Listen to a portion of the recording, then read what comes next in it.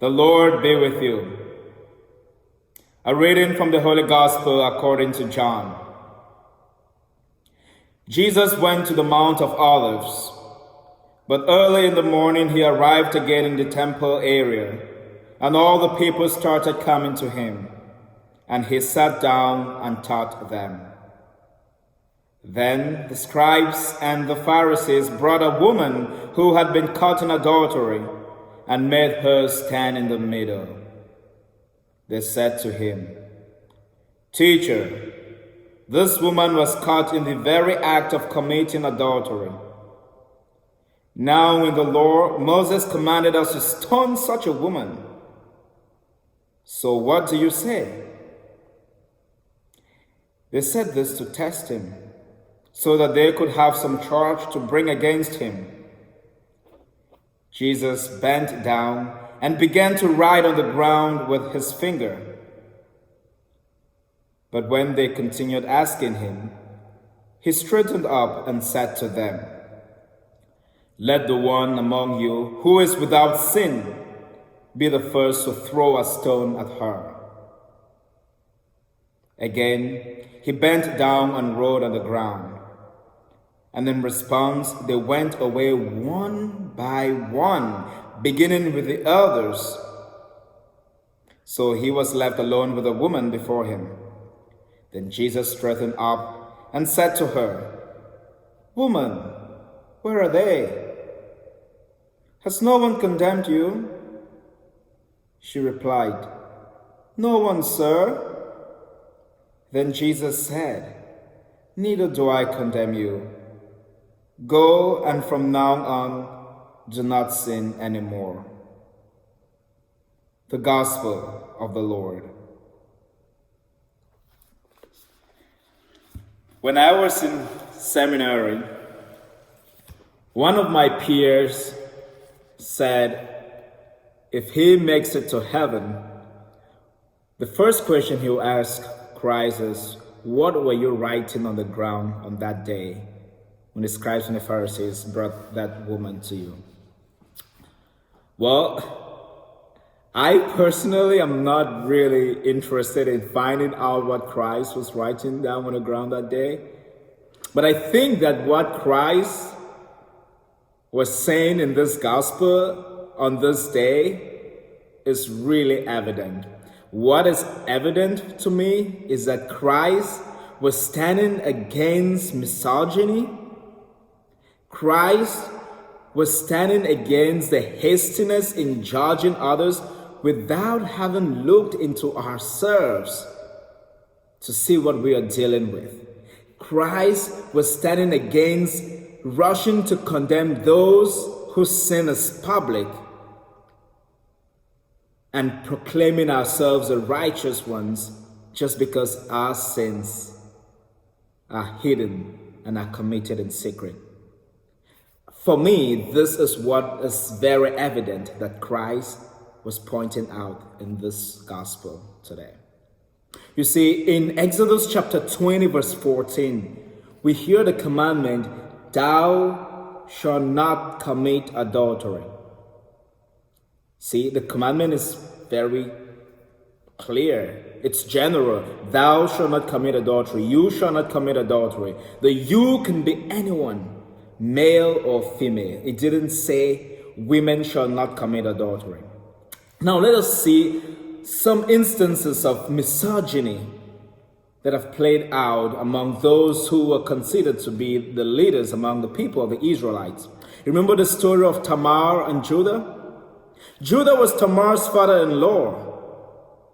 But then Judah committed adultery with Tamar when she went and prostituted herself to him. But what happens when Judah finds out that Tamar was pregnant? He immediately said, "Bring her out and have her burned to death."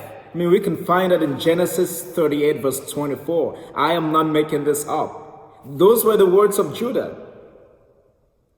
That let Tamar be brought out and burned to death because she had committed adultery.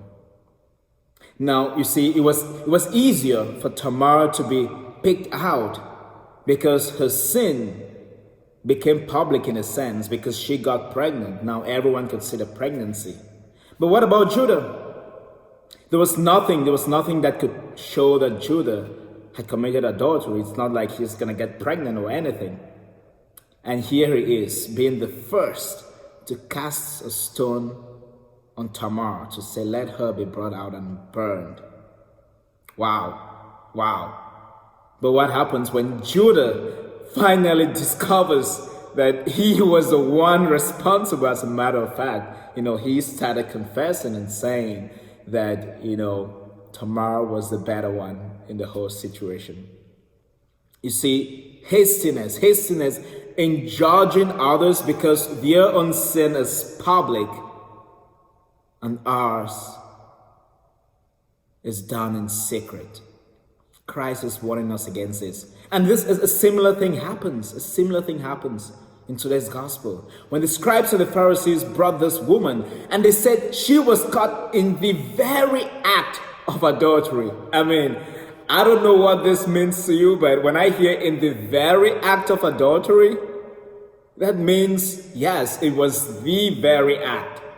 And I'm not going to go further in trying to describe what the very act means, but I think we all somehow can figure out what that means. This woman could not be caught in the very act of adultery by herself. She was caught in that act with another person. But my question is, where is the man? Where is the man this woman was caught with in this very act? Who knows? Maybe he's among these men that have brought the woman to Jesus. You see, the law does not say, let the woman be burned. I mean, even in the harsh laws that we read in Deuteronomy 22 verse 20 and Leviticus 20:10, it says both the man and the woman will be put to death. So tell me, if these people are quoting Moses and saying this is what Moses requires, where is the man? Where is the man who was also caught in the very act of adultery? You see, if you ask me, there is misogyny at play here. And Christ is condemning all of this. He tells the people, like, he who is without sin, be the first to cast the stone. You see, yes. So Christ is standing against all these things, but now at no single point is Christ saying that adultery is okay. But what Christ says is that I will not condone in your hypocrisy. I will not condone with your misogyny. I will not condone with your hastiness in judging others, while failing to realize that you too are sinners. Which is why Christ tells this woman that I too do not condemn you. But Christ doesn't end there. He says, go and sin no more.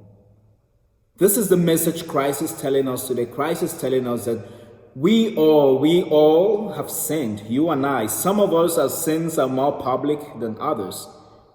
Regardless, we all are sinners. And even if we were to correct a brother or a sister,